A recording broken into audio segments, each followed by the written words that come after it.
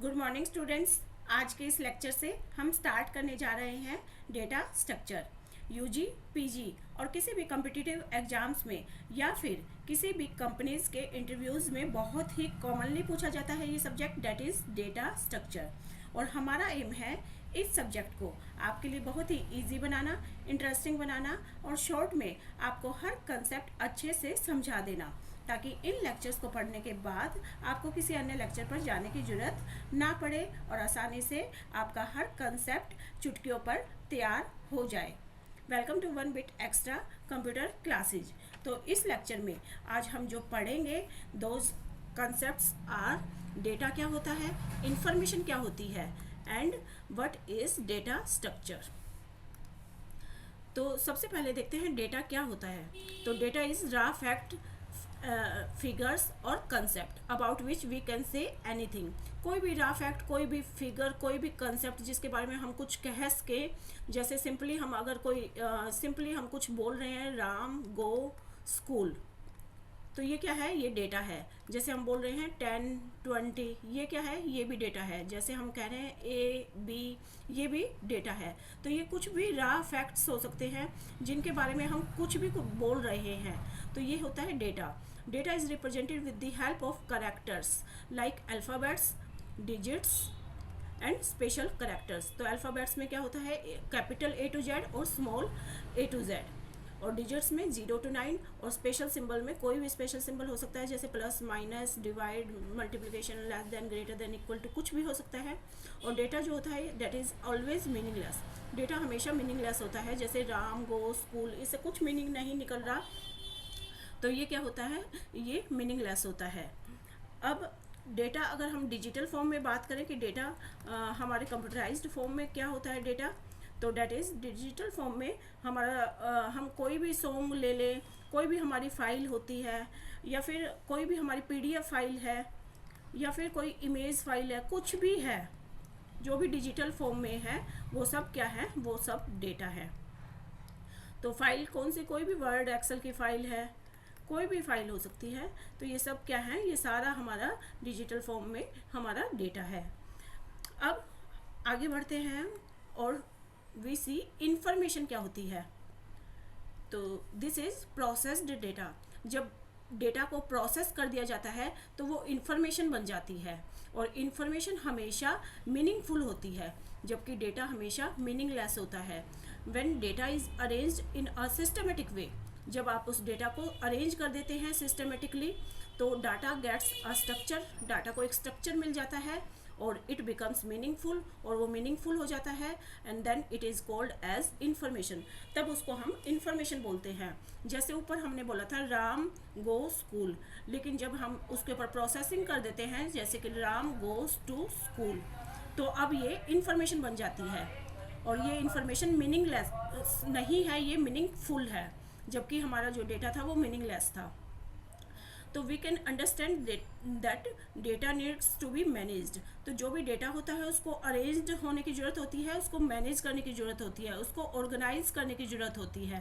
क्यों करते हैं ऐसा, हम क्यों ऑर्गेनाइज करते हैं, so that it can give meaningful information, ताकि उसका कुछ मीनिंग निकल सके और उस इंफॉर्मेशन को हम ईजीली एक्सेस भी कर सके, ताकि हम ईजी एक्सेस कर सके।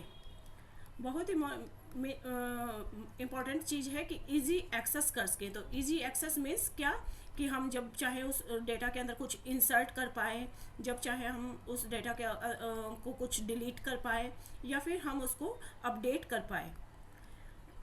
जब भी हमारी रिक्वायरमेंट हो तो इजीली एक्सेस हम कर पाए, इसीलिए हम डेटा को मैनेज करते हैं, ऑर्गेनाइज करते हैं। जैसे एक लाइब्रेरी है, अगर वहाँ पर जो बुक्स हैं वो अनमैनेज्ड पड़ी हुई हैं, तो आप जो है उन बुक्स का इजी एक्सेस नहीं कर पाओगे। अगर आपको कोई पर्टिकुलर बुक सर्च करनी है तो वो सर्च नहीं हो पाएगी, हमें बहुत सारा हमारा टाइम लग जाएगा, और बहुत सारा स्पेस भी हमारा ख़राब जाएगा, और हम एक्सेस नहीं कर पाएंगे अगर वो अनमैनेज्ड होंगी। तो इसलिए ज़रूरत होती है मैनेजमेंट की, ऑर्गेनाइजेशन की। तो अगर आपका डेटा अच्छे से मैनेज्ड है, ऑर्गेनाइज्ड है, तो उसके ऊपर इजीली एक्सेस हम कर पाते हैं, सर्चिंग हम कर पाते हैं। अगर हमारा डेटा मैनेज रहता है तो। आगे देखते हैं, to structure our data we are required to know about data structure. तो हमारे डेटा को स्ट्रक्चर करने के लिए, हमारे डेटा को ऑर्गेनाइज करने के लिए हमें पता होना चाहिए कि डेटा स्ट्रक्चर क्या होता है। Now we see data structure. तो डेटा स्ट्रक्चर क्या होता है देखते हैं। It gives us a way to structure the data and it gives us a way to manage the data. तो डेटा स्ट्रक्चर वो है जो हमें एक तरीका देता है कि हम डेटा को स्ट्रक्चर कर पाए, हम डेटा को मैनेज कर पाए, डेटा को ऑर्गेनाइज कर पाए। अब ये ऑर्गेनाइज हम क्यों करते हैं? So that we can get meaningful information, ताकि उस डेटा से हमें मीनिंगफुल इन्फॉर्मेशन जो है मिल पाए। नेक्स्ट इज कि data structure is the systematic way to organise the data so that it can be used efficiently. तो डेटा स्ट्रक्चर एक सिस्टमेटिक वे है डेटा को ऑर्गेनाइज करने का, ताकि उस डेटा को एफिशिएंटली यूज़ किया जा सके। तो efficiently in the terms of time and space, उसको इस तरीके से ऑर्गेनाइज किया जाए कि हमारा टाइम भी सेव हो और हमारा स्पेस भी सेव हो। अगर कोई भी डेटा सिस्टमेटिकली अरेंज्ड है तो स्पेस तो ऑटोमेटिकली सेव होगा ही, और उस डेटा को एक्सेस करने में हमारा टाइम भी सेव हो जाएगा। तो एग्जांपल्स लेते हैं। Examples are array, stack. तो एरे क्या होता है?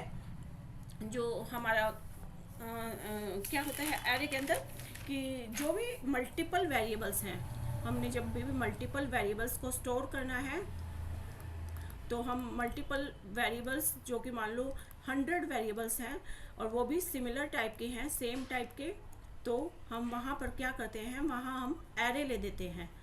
अब हमें 100 वेरिएबल्स लेने की ज़रूरत नहीं होती, हम एरे नाम का एक सिंगल वेरिएबल लेते हैं और उसमें 100 वैल्यूज़ को स्टोर करते हैं।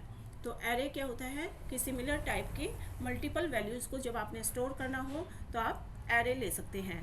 तो अब एरे एक डेटा स्ट्रक्चर है और ये क्या कहता है कि जब आपको डेटा, इसकी हेल्प से क्या होता है कि डेटा जो होता है it can be access very easily. आप जो है एरे के अंदर जितना भी डेटा स्टोर करेंगे वो सारा एक्सेस कर पाएंगे आप, वो भी बहुत इजीली। अब स्टैक क्या होता है? स्टैक की हेल्प से we can implement our undo feature and redo feature. जैसे कि हम फॉर एग्जांपल ये देखते हैं कि जो हमारा अनडू फीचर होता है, रीडू फीचर होता है, और ये बहुत ही स्पेशलाइज्ड फीचर होता है हमारी एप्लीकेशंस का। और एप्लीकेशंस कैसी, लाइक जैसे हमारा MS वर्ड है, एक्सेल है, तो इन सब में क्या होता है, अनडू और रीडू फीचर कॉमनली पाया जाता है, और ये स्टैक इम्प्लीमेंटेशन के थ्रू ही जो है ये फीचर यूज़ किया जाता है।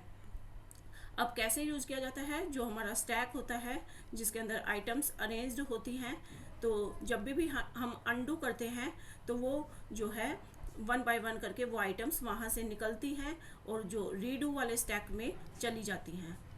एक अनडू स्टैक रहता है और एक रीडू स्टैक रहता है, और जब भी हम रीडू करते हैं तो वो स्टैक जो है रीडू से निकल के अनडू वाले स्टैक में आ जाती हैं, और इसी तरीके से 1 बाय 1 करके हम एक एक स्टेप पीछे जाते रहते हैं और रीडू में एक एक स्टेप जो है आगे जाते रहते हैं। तो ये जो इम्प्लीमेंटेशन है ये स्टैक के वजह से ही होता है। तो ये डेटा का एफिशिएंट ऑर्गेनाइजेशन होता है, तो स्टैक भी एक एग्जाम्पल है डेटा स्ट्रक्चर का। Next is in computer science a data structure O is data organisation. नेक्स्ट इसकी डेफिनेशन अगर हम देखें तो कंप्यूटर साइंस में डेटा स्ट्रक्चर क्या है? ये डेटा ऑर्गेनाइजेशन है, डेटा मैनेजमेंट है और डेटा की स्टोरेज है that enables efficient access and modification of data. तो डेटा को इस तरीके से ऑर्गेनाइज किया जाता है, मैनेज किया जाता है और स्टोर किया जाता है ताकि उसका एफिशिएंटली एक्सेस हो पाए और उस डेटा को हम ईजिली मॉडिफाई भी कर पाएँ। तो एफिशिएंट एक्सेस के लिए हम जो है डेटा को अरेंज करते हैं। तो data structure is equal to organised data plus allowed operations, कि अगर हमने जो डेटा है उसको अगर हमने ऑर्गेनाइज कर दिया है तो अब हम उसके ऊपर जो चाहें वो ऑपरेशंस कर सकते हैं। लाइक हमने इंसर्ट करना है, डिलीट करना है, अपडेट करना है या फिर सर्चिंग वगैरह करनी है, तो सब हम जो है इजीली कर पाते हैं अगर हमारा डेटा जो है ऑर्गेनाइज है। Okay students, this is our basic information about the data structure. और इसके बाद अगले लेक्चर में हम देखेंगे क्लासिफिकेशन ऑफ डेटा स्ट्रक्चर। तो अगर ये लेक्चर आपको अच्छे से समझ आ गया है और आपको अच्छा लगा है तो आप इस लेक्चर को लाइक कर दें, इसलिए क्योंकि अगर आप लाइक करेंगे और इसे अपने फ्रेंड्स में शेयर करेंगे तो मुझे सपोर्ट मिलेगा कि मैं आपके लिए आगे के कंसेप्ट बहुत ही इजी करके ला पाऊँ। और आप इस चैनल को सब्सक्राइब कर दें ताकि आपको आगे के लेक्चर्स भी समय पर और इजी वे में मिल जाए। Okay students, thank you for watching.